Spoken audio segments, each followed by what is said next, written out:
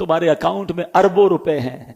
आओ मैं कुरान से बताता हूं, एक अकाउंट कयामत के दिन भी हाथ में दिया जाएगा, और वो होगा सारी जिंदगी का अकाउंट, वो होगा नामा अमाल।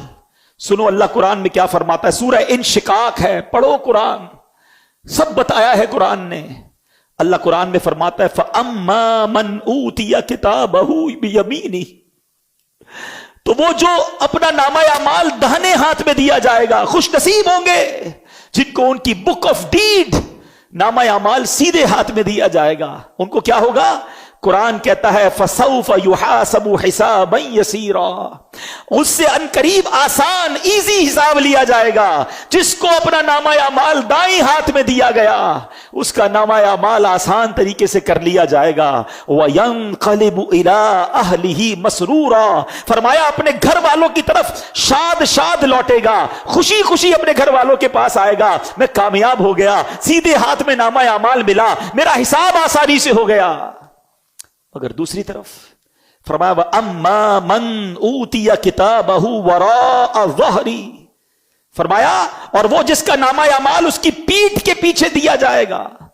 उलमा मुफस्सिरीन कहते हैं पीठ तोड़कर उसका बायां हाथ निकाला जाएगा।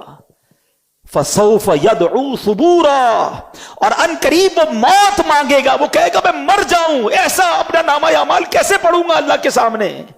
वह यसला सईरा, और भड़कती आग में जाएगा।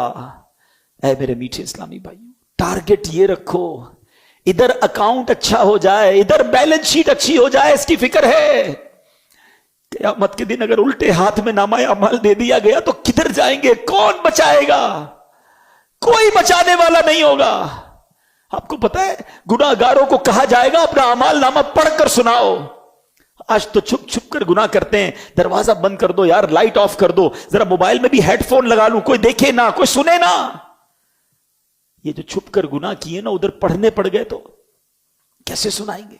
सारी दुनिया मौजूद होगी, हमारे वालिदैन होंगे, हमारे मोहब्बत करने वाले दोस्त होंगे, खुद नबी पाक अलैहिस्सलाम व जलवा फरमा होंगे।